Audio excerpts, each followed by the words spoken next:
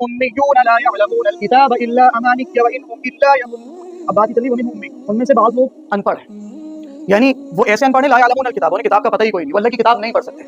اچھا سیم یہ جو بات اہل کتاب کے بارے میں چل رہی ہے، یہی سچویشن آج مسلمانوں کے ساتھ بھی ہے کہ وہ اللہ کی کتاب پر ایمان تو رکھتے ہیں کہ قرآن اللہ کی کتاب ہے، لیکن وہ پڑھ نہیں سکتے کہ اللہ کی کتاب میں لکھا کیا ہے، اللہ کی کتاب کہہ کیا رہی ہے، اللہ کی کتاب نے بتایا کیا ہے، اللہ کی کتاب نے کس طریقے پر ہمیں زندگی بسر کرنے کے لیے کہا ہے، وہ جانتے نہیں ہیں. وہ تو قرآن بتا رہا ہے کہ لا يعلمون الکتاب، تو وہ بھی کتاب پڑھنا نہیں جانتے. تو ان میں سے اکثر لوگ الا امانی کیا مگر آرزویں ہیں جو انہوں نے باندھ رکھی. ہمارے یہاں پر بھی آرزویں. دیکھیں اصل میں ہوتا یہ کہ علماء جو جس قوم کے اندر ہوتے ہیں وہ علماء ہی اللہ کی کتاب پڑھ پا رہے ہوتے ہیں، سمجھ پا رہے ہوتے ہیں، عوام اس سے ناواقف ہوتی ہے. اب عوام علماء کے بھروسے ہوتی ہے، اور علماء جب اچھے ہوتے ہیں علماء حق، وہ اپنی عوام کو اپنی قوم کو بالکل صحیح رہنمائی کرتے ہوئے، اپنی قوم کی ان کو صحیح گائیڈ کرتے ہوئے قرآن کی آیتیں، احادیث نبویہ اور اللہ کا کلام پہنچاتے رہتے ہیں اور عوام تک صحیح بات پہنچتی ہے. لیکن ایک وقت گزرنے کے بعد میں علماء سو پیدا ہوتے ہیں، علماء حق الگ ہوتے ہیں. علماء سو وہ جو بکاؤ علماء ہیں، جو اللہ کی کتابوں میں تحریف کرنے والے علماء ہیں، پہلے کے دور کے بھی اور آج کے دور میں بھی صحیح بات کو چھپانے والے علماء ہیں. تو وہ بات یہ چل رہی ہے الا مانی یا الا یظنون. تو جو کتاب تو پڑھ نہیں پاتے تھے، نتیجہ یہ ہوا کہ ان کے علماء سو نے جس طرح کی باتیں انہیں پکڑا دی، وہ باتیں انہوں نے لے لی. جیسے مثال کے طور پر انہیں پکڑا دی کہ تم جہنم کے اندر داخل نہیں ہوگے، تم اللہ کے لاڈلے ہو. تو یہودیوں نے بیچاروں نے یہ سمجھ لیا کیونکہ ان کے علماء نے یہ بات انہیں پکڑائی تھی، اور وہ لا یعلمون الکتاب، وہ کتاب پڑھنا جانتی نہیں تھی ان کی پبلک، ان کی عوام. اس لیے قرآن کا پڑھنا آج بھی مسلمانوں کے لیے اس کا سمجھنا یہ ضروری ہے، اور علماء حق کی قدر کرنا